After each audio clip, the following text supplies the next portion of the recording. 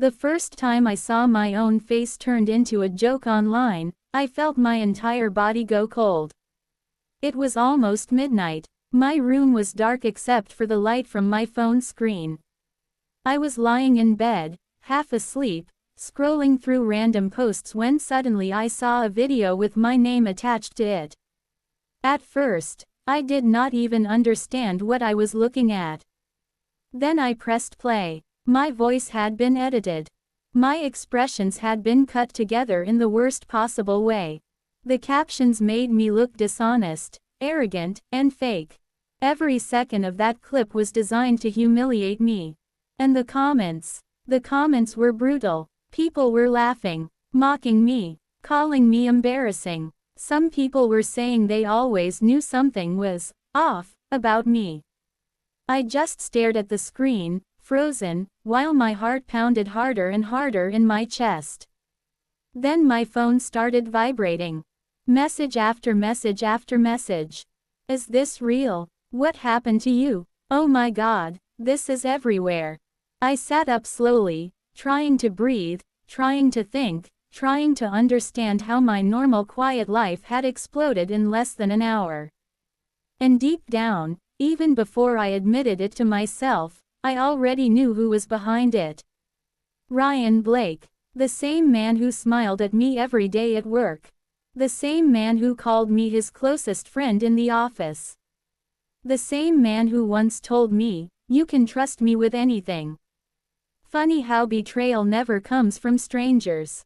It always comes from the person standing closest to you. I met Ryan almost 2 years earlier.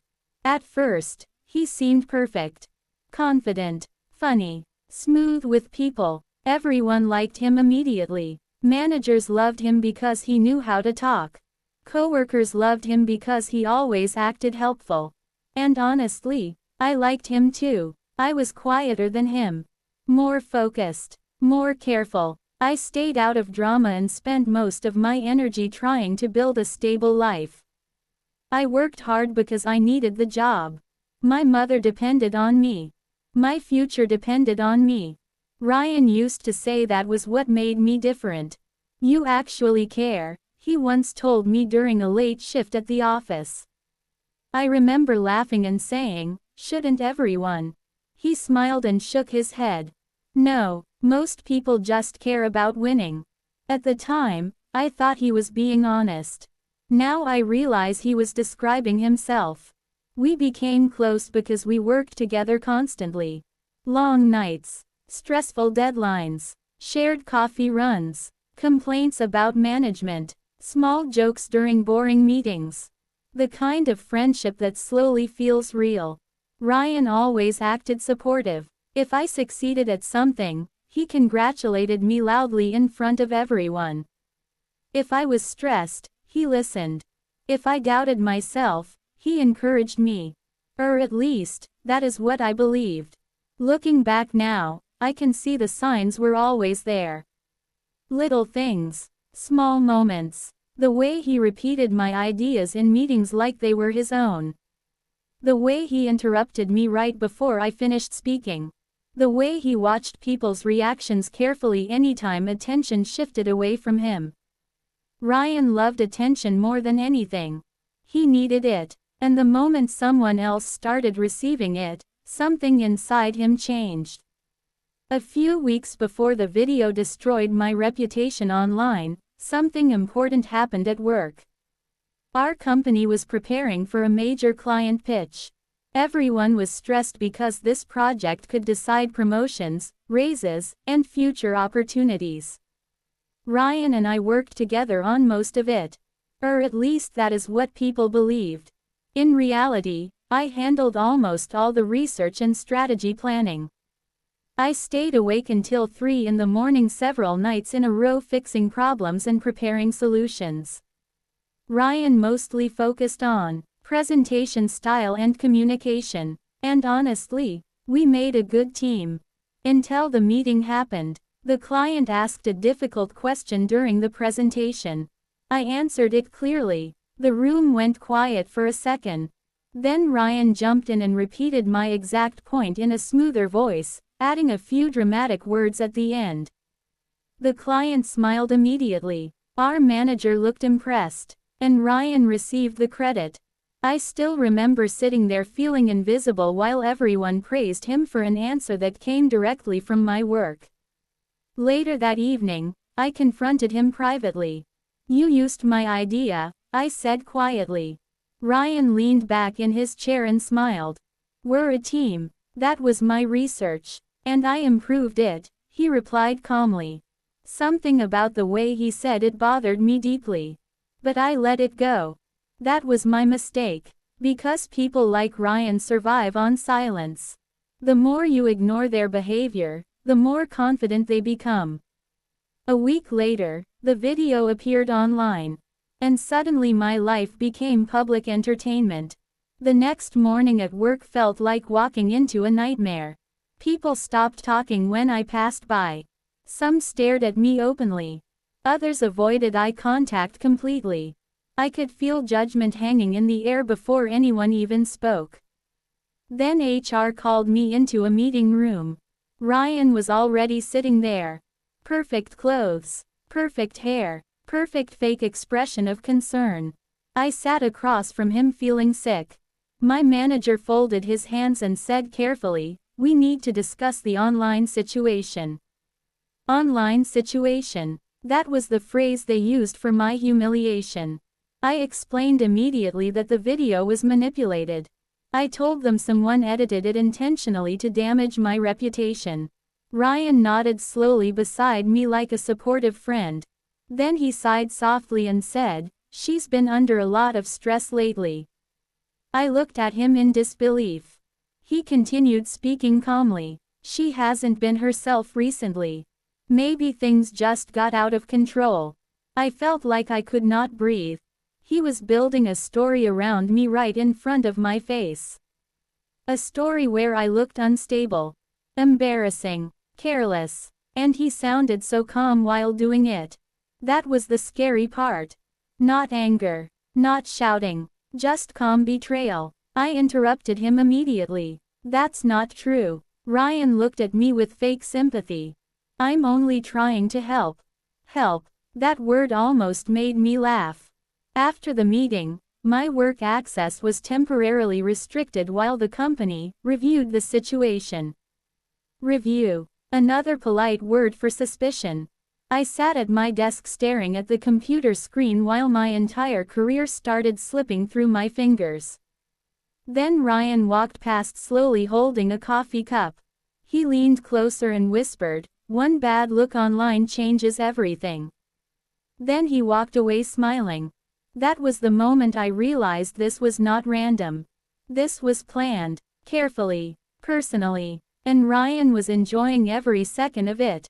That night I cried harder than I ever had in my adult life. Not because strangers online hated me. Strangers do not know you. What hurt was realizing someone I trusted had quietly built a trap around me while pretending to care about me. But somewhere between the tears and exhaustion, something inside me changed. I stopped asking why, and I started asking how. How did the video appear? Who had access? What exactly had Ryan done? I spent hours going through old files, emails, shared documents, and account activity. And eventually, I found something strange. One of my project files had been accessed from a shared office computer late at night. At first, it seemed unimportant. Then I checked the date. It matched the week before the video appeared. My heartbeat sped up instantly. The next day, I quietly spoke to someone from the IT department and asked for access logs connected to my files. I did not accuse anyone directly. I simply said my reputation had been damaged and I needed clarity. 3 days later, they emailed me the records. The file had been opened multiple times from a conference room computer. And the timestamps matched Ryan's late-night office schedule almost perfectly. I stared at the screen for several minutes. That was the first real crack in his story. But I needed more. Proof. Real proof. Not assumptions. Not emotions. Facts. So I started watching Ryan carefully. And once I started paying attention, I noticed everything. The nervous glances, the fake concern, the way he monitored my reactions constantly. One afternoon he walked over and asked softly, "How are you holding up?" I looked directly into his eyes and asked, "Why do you care so much?" For half a second, his expression changed. Just 1 second, but it was enough. Then he smiled again. "Because we're friends." Friends. The word sounded disgusting coming from him. A few days later, a junior assistant quietly told me she had seen Ryan using the conference room computer late at night the week before the scandal exploded online. She remembered because he looked nervous and quickly minimized something on the screen when she walked past. That information matched the access logs exactly. Now I knew I was getting closer. Then something even bigger happened. I discovered the anonymous account that originally uploaded the humiliating clip had used certain phrases Ryan always said in real life. Little expressions nobody else would notice. But I noticed. Because I had spent 2 years listening to him. That was when the truth stopped feeling like suspicion. Ryan had done this. Not alone perhaps, but definitely intentionally. And suddenly I understood something terrifying. This was never about a joke. It was about control. Ryan wanted attention, validation, recognition, and he saw me as competition. Not a friend, competition. The more successful I became, the more resentful he grew. And instead of improving himself, he decided to destroy me. Once I understood that, everything became clearer. I stopped reacting emotionally in public. I stopped defending myself online. I stopped trying to explain the truth to people who already enjoyed believing the lie. Instead, I focused on evidence. I gathered screenshots, logs, messages, timelines. Every little detail mattered. Then one evening, Ryan made a mistake. He left his laptop open briefly in the office break room while taking a call. A message notification appeared on the screen. It said, "Did she notice yet?" My stomach dropped instantly. The sender's name was Maya. I had never heard of her before. But now I needed to know exactly who she was. Over the next few days, I discovered Maya was a freelance editor Ryan worked with privately. And the deeper I looked, the worse things became. She specialized in online content editing and engagement strategies. Exactly the kind of skills needed to manipulate a viral humiliation campaign. I created a fake account and casually contacted her pretending to ask about editing services. At first the conversation was normal. Then she accidentally mentioned helping someone teach a coworker a lesson. My hands shook reading that message. A lesson. That was how they described destroying my reputation. Eventually she made another mistake. She referenced a folder name connected to Ryan's cloud storage. That was it. That was the moment I knew the truth completely. Ryan had organized the entire thing. The fake clip, the upload, the manipulation, the whispers at work, everything. And suddenly, for the first time since this nightmare started, I felt calm. Because now I knew exactly what to do. I would not scream. I would not beg. I would expose him carefully and publicly. The company scheduled an internal presentation a week later involving managers and important clients. Ryan volunteered to help organize it immediately. Of course he did. He loved being in control of important moments. What he did not know was that I planned to use that exact meeting to destroy every lie he built. I prepared a presentation focused on digital trust and online manipulation. Professional, clean, careful, no emotional outbursts, just evidence. Ryan reviewed the slides briefly beforehand and smiled. "Nice recovery," he said casually. I smiled back. He really thought he had won. The day of the presentation arrived. My heart was pounding so hard I thought people might hear it. But my face stayed calm. The room filled slowly. Managers, coworkers, remote stakeholders joining online. Ryan sat near the front looking completely relaxed. Then I began speaking. At first, everything sounded normal. I discussed workplace trust, security risks, digital reputation damage. People listened politely. Then I displayed the file access logs. The room grew quieter. Then I showed the anonymous account activity. Ryan shifted slightly in his chair. Then I revealed the messages connected to Maya. Now people were leaning forward. And finally, I showed the timestamped evidence linking Ryan's workstation activity to the manipulated files. Silence. Heavy silence. I looked directly at him and asked calmly, "Ryan, would you like to explain why your accounts and file activity connect to the video used against me?" His face lost color instantly. For the first time since this began, he looked afraid. He laughed nervously and said, "This is ridiculous." I clicked to the next slide. More evidence. More timestamps. More connections. His jaw tightened harder and harder. Then I played the final recording. A saved voice message where Ryan said, "Once it goes public, she won't recover from it." The entire room froze. Ryan stood up immediately. "That's taken out of context," he snapped. But his voice was shaking now. Not mine. His. He started talking faster and faster, trying to explain everything away.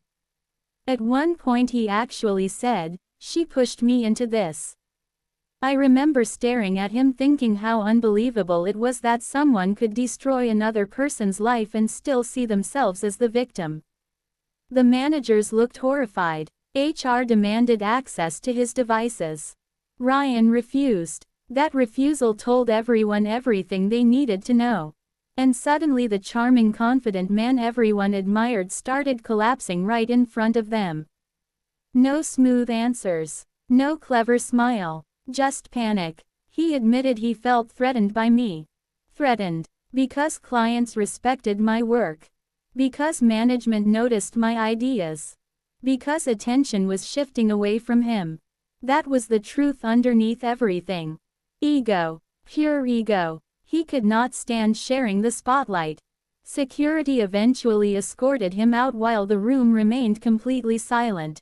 And when he passed me near the door, he whispered angrily, "You planned this." I looked him directly in the eyes. "Yes," I said quietly. "I did. And honestly, that moment changed me forever. Not because I defeated him. Because I finally understood something important. Silence is not weakness. Patience is not weakness. Kindness is not weakness. People like Ryan mistake calm people for easy targets. Until the calm person decides to fight back intelligently."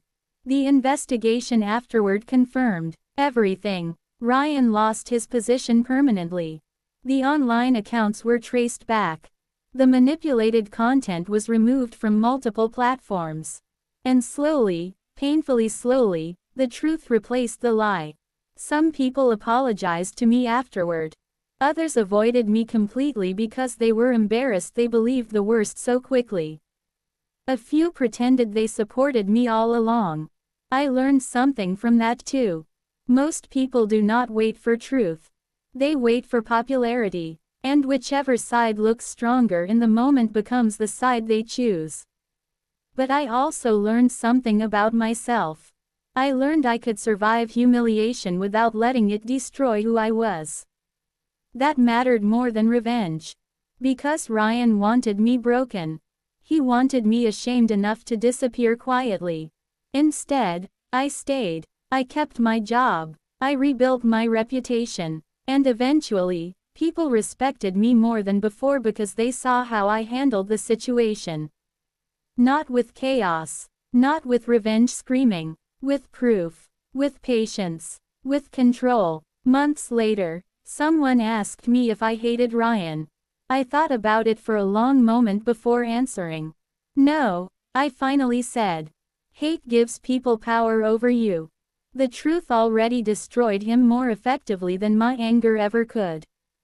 And honestly, That was enough. Because in the end, Ryan humiliated me online thinking nobody would ever question him. He thought he controlled the story. He thought public shame would erase me. But the truth came out faster than he expected.